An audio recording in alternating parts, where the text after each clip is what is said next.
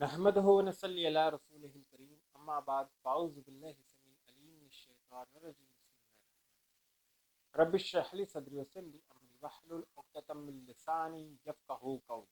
اپنے دیکھنے اور سننے والوں کو رضوان اصغر اور مسلم کی مخالمین کی طرف سے السلام علیکم ورحمۃ اللہ وبرکاتہ۔ گزشتہ دنوں میری نظر سے ایک ویڈیو گزری جو کہ بشارت مغل صاحب اور ان کے ہم نوا نام نہاد اسلامک انجینئر صاحب کی تھی، جس پر وہ پیغمبر اسلام کی ذات کے اوپر کیچڑ اچھالتے ہوئے یا تنقید کرتے ہوئے بڑے ہی مذائقہ خیز انداز میں تنقید کر رہے تھے۔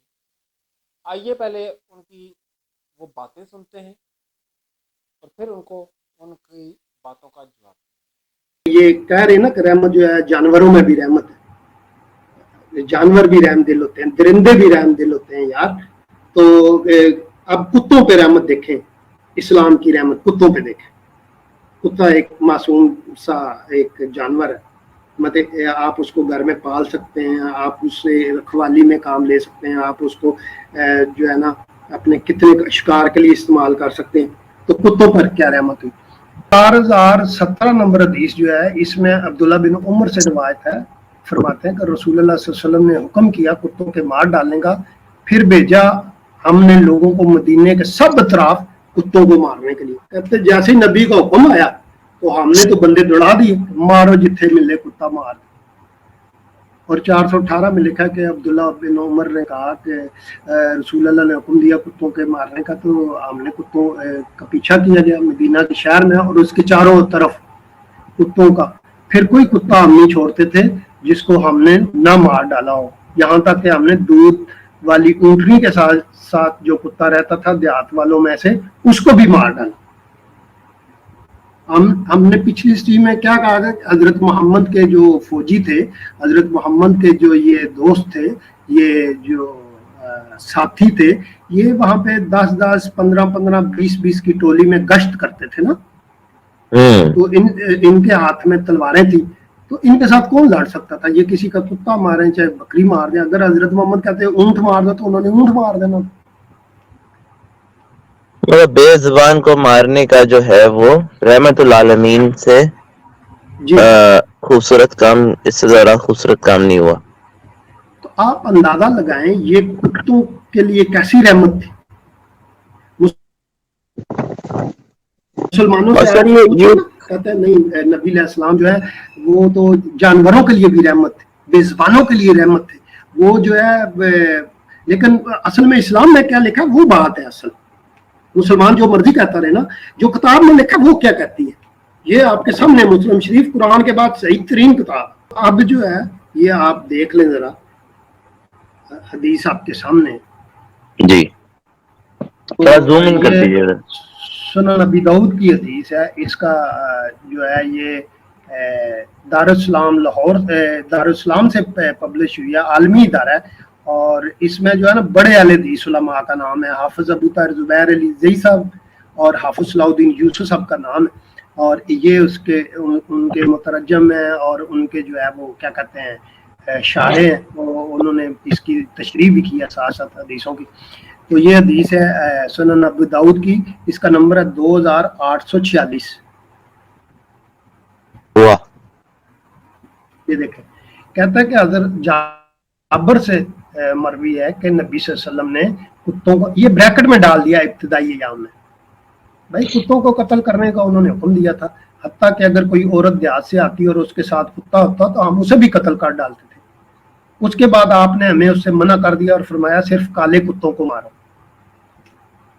تو تشریح میں اہل حدیث علماء نیچے لکھتے ہیں، یہ دیکھیں نیچے کہتے ہیں کالا کتا اور بالخصوص وہ کتا جس کی آنکھوں پر 2 نقطے ہوں اسے شیطان سے تعبیر کیا گیا، اسے شیطان کہا گیا۔ اگلی حدیث میں پیش کروں گا آپ کے سامنے۔ تو کہنے کا مقصد یہ ہے کہ پہلے تو عام کتوں پہ رحم ہو رہا تھا، اب کالے کتوں پہ رحم ہو رہا۔ تو دعویٰ مسلمانوں کا رحمت کا، یار کتے نے آپ کا کیا نقصان کیا بتائیں، حضرت محمد کا کیا بگاڑا تھا کتوں نے؟ جی جیسا کہ آپ نے سنا کہ بشارت مغل صاحب کیا علمی پھول بکھیر رہے تھے، کس انداز میں وہ پیغمبر اسلام کے اوپر تنقید کر رہے تھے۔ میں آج سننے والوں سے یہ صرف پوچھنا چاہوں گا کہ اگر کسی علاقے میں بہت سے آوارہ کتے ہو جائیں تو ان کے سدباب کے لیے کیا کیا جاتا ہے؟ آج کے ڈیولپ دور کے اندر بھی یا تو ان کتوں کو تلف کر دیا جاتا ہے، یا جو بہت ترقی یافتہ ممالک ہیں ان میں باقاعدہ ڈپارٹمنٹس بنے ہوتے ہیں جو ان کتوں کو پکڑ کر قید کرتے ہیں یا پھر آ کے بیچ دیتے ہیں۔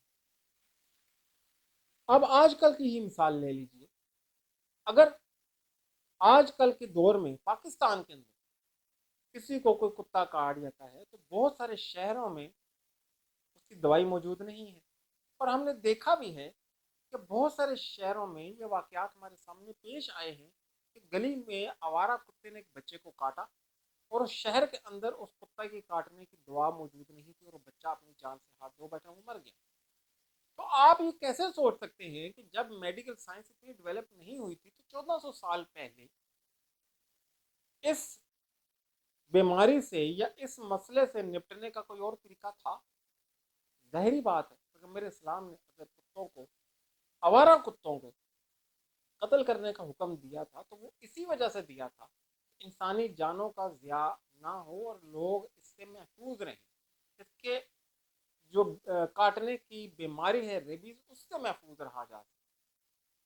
لیکن نہیں، بشارت مغل صاحب کو تو صرف رائی کا پہاڑ بنانے کی عادت۔ یہ بشارت مغل صاحب لوگوں کو کبھی یہ بات نہیں بتائیں گے کہ ان کے پوپ گریگوری 9 نے یہ فتویٰ جاری کیا تھا کہ بلیوں کے اندر شیطان کی روح ہوتی ہے، لہٰذا تمام بلیوں کو قتل کر دیا جائے۔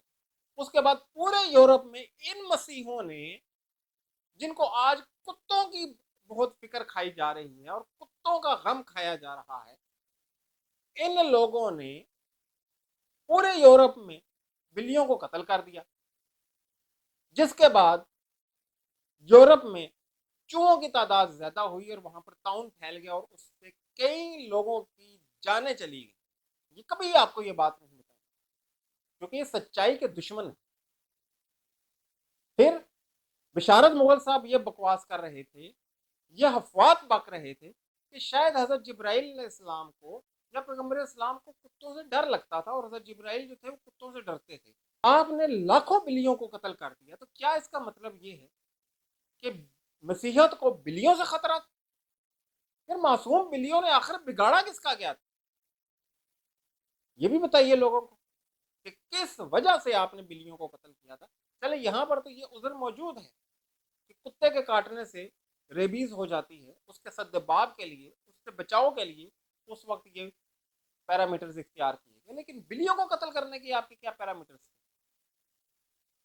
جس کے نتیجے میں پھر لاکھوں انسانوں نے اپنی جان سے ہاتھ دھوئے۔ آج بھی 5 سے 6 لاکھ کیملز، اونٹوں کو آپ آسٹریلیا کے اندر صرف اس لیے قتل کر دیتے ہیں کہ وہ پانی پی جاتے ہیں۔ ایک پانی پینے کے اوپر آپ بے زبان جانوروں کو قتل کر دیتے ہیں، وہاں پر آپ کی انسانیت نہیں بولتی، وہاں پر آپ انسانیت کے چیمپئن کیوں خاموش ہیں؟ نیوزی لینڈ اور آسٹریلیا کے اندر لاکھوں خرگوشوں کو آپ نے قتل کر دیا، لاکھوں جانوروں کو آپ نے قتل کر دیا۔ آپ کی جو لیدر انڈسٹری ہے جس میں آپ مختلف جانوروں کی کھالوں کو استعمال کرتے ہیں، وہاں پر آپ کی انسانیت نہیں بولتی، لیکن کیا ہے، آپ کو رائی کا پہاڑ بنانے کی عادت ہے کہ پیغمبر اسلام نے کتوں کو مارنے کا حکم دے دیا تھا تو کتوں سے اسلام کو کیا خطرہ تھا، اور پیغمبر اسلام نے تو بڑا ظلم کر دیا، اور یہ کیسے رحمت للعالمین ہے جو کتوں پر رحم نہیں کر رہے۔ ویسے آپ کی پریشانی کی میں ایک وجہ اور بھی سمجھ سکتا ہوں کہ ہر انسان کو اپنے قبیلے، اپنی برادری کا بڑا ہی احساس ہوتا ہے۔ دیکھیے نا، اب جیسے کہ غزہ کے اندر ہم مسلمانوں کے بھائیوں کو اسرائیلی ملعون لوگ جو ہیں وہ قتل و غارت کر رہے ہیں، جینوسائیڈ کر رہے ہیں، تو ہم مسلمانوں کے دل دکھتے ہیں۔ میں سمجھ سکتا ہوں کہ آپ کے آباء و اجداد اور برادری کے لوگوں کو جب قتل کیا گیا ہوگا مدینے کے اندر تو نام نہاد اسلامک انجینئر اور آپ کا تو دل دکھے گا کہ آپ کے دادا ابو یا آپ کے پردادا ابو مسلمانوں نے قتل کر دیا۔ اور یہ بات میں ایسے ہی نہیں کہہ رہا، بائبل کے اندر یہ بات موجود ہے.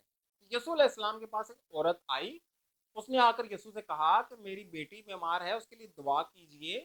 تو یسوع نے کہا کہ میں تو اسرائیل کی کھوئی ہوئی بھیڑوں کی طرف بھیجا گیا ہوں, مطلب میں صرف یہودیوں کے پاس بھیجا گیا ہوں, اور بچوں کی پاک روٹی کتوں کو نہیں ڈالی جاتی. ریفرنسز آپ کو سکرین پہ نظر آ رہے ہوں گے. مطلب یسوع کے مطابق غیر اقوام یعنی غیر یہودی لوگ کتے اور سور ہیں.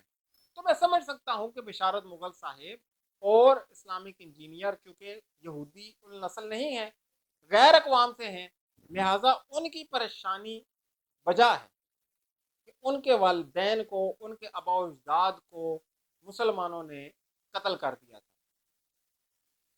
لیکن کیا کریں, آپ کے سامنے نتیجہ موجود ہے کہ اس دور میں اگر ہم کتوں کو قتل نہ کرتے تو ریبیز پھیلنے کا ڈر تھا, اور اس دور میں ان کتوں کو چھوڑ رکھا ہے تو یہ آئے دن پیغمبر اسلام کے اوپر اپنی تھوتن نکال کر بھونکنا شروع کر دیتے ہیں. تو میں سمجھ سکتا ہوں اور مجھے آپ سے ہمدردی ہے, لہذا پہلے اپنے گریبان میں جھانکیے, یہ دیکھیے کہ جس مسیحیت کے امن کا دائی ہونے کا آپ لوگ دعویٰ کرتے ہیں, جو یہ دعویٰ کرتے ہیں کہ یسوع نے یہ کہا تھا کہ ایک گال پہ اگر کوئی تماچا مارے تو دوسرا گال آگے رکھ دو, آج وہی مسیح حضرات 14.6 بلین ڈالر مسلمانوں کو قتل کرنے کے لیے اسرائیل کو امداد دے رہے ہیں. کہاں گیا آپ کا امن؟ پھر آپ سے تو انسان جانور بھی نہ بچ سکے. کیوں پوپ گریگوری نے 9 نے یہ فتویٰ دیا تھا کہ بلیوں کے اندر شیطان کی روح ہوتی ہے, ان سب کو قتل کر دو, اور تمام یورپ میں سے پھر آپ نے بلیوں کو قتل کر دیا. بلیوں نے آخر بگاڑا گیا تھا مسیحیت کا. مسیحیت کیا اتنی ڈرپوک تھی کہ بلیوں سے ڈر گئی؟